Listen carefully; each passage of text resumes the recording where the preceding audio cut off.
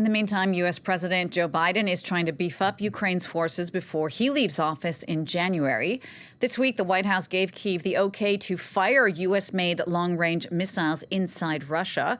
It's also just announced it will soon provide Kyiv with anti-personnel landmines. Our Ukraine correspondent Gulliver Cragg told us more from there.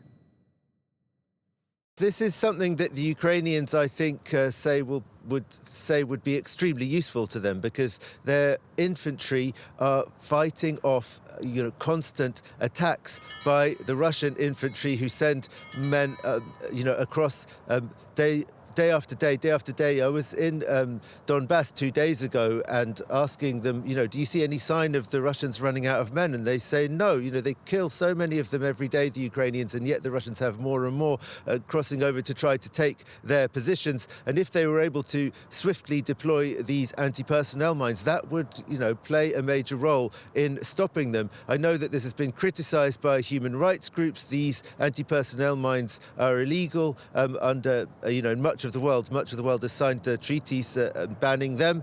The Americans, as I understand it, are supplying a sort of mines that have a short shelf life, that they either have batteries in or other systems that mean that after a few weeks they will no longer be active, so they don't pose a danger long term or for civilians after the war. Some human rights groups have said that that's not guaranteed that will necessarily work. I think that the Ukrainians would say that, being able to deploy them right now will have an effect on the battlefield, and they're in a very, very desperate situation at the moment. We heard Volodymyr Zelensky explaining to Fox News that if US support stops, the Ukrainians will lose, and Volodymyr Zelensky said, not only will our own production not be enough to prevail, but it won't be enough to survive. I think that the Ukrainian government has realized that it needs to slightly change its line of communication and make the world realize, what are the implications of a possible Ukrainian defeat, and make the world realize that defeat is something that is very much on the horizon for Ukraine, not just compromise, ceasefire,